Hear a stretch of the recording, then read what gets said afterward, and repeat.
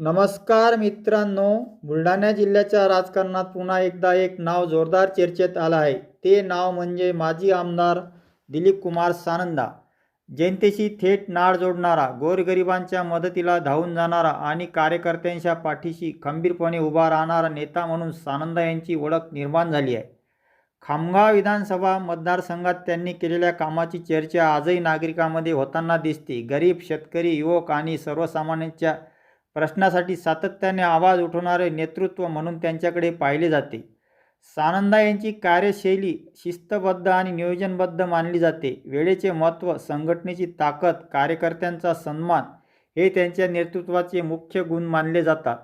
अलीकडच्या काळात त्यांच्या राजकीय हालचालींना पुन्हा वेग आला आहे. मुंबईतील देवगिरी बंगल्यावर उपमुख्यमंत्री सुनेत्राताई अजितदादा पवार तसेच खासदार पार्थ पवार यांचा सत्कार कार्यक्रमात त्यांची भूमिका चर्चेत राहिली. सध्या ते बारामती येथे सुनेत्राताई पवार यांच्या प्रचारासाठी सक्रिय असल्याची माहिती समोर येत आहे. त्यामुळे पक्षात त्यांच्यावर असलेला विश्वास अधिक दृढ झाल्याचे बोलले जात आहे. इतकेच नाही, आगामी विधान परिषद निवडणुकीत त्यांचे नाव चर्चेत असून मोठी जबाबदारी मिळण्याची शक्यता होत आहे. समर्थक काय म्हणतात? सानंदा म्हणजे गरिबांचा आधार, कार्यकर्त्यांची ताकद आणि बुलढाणा जिल्ह्याचा दमदार आवाज.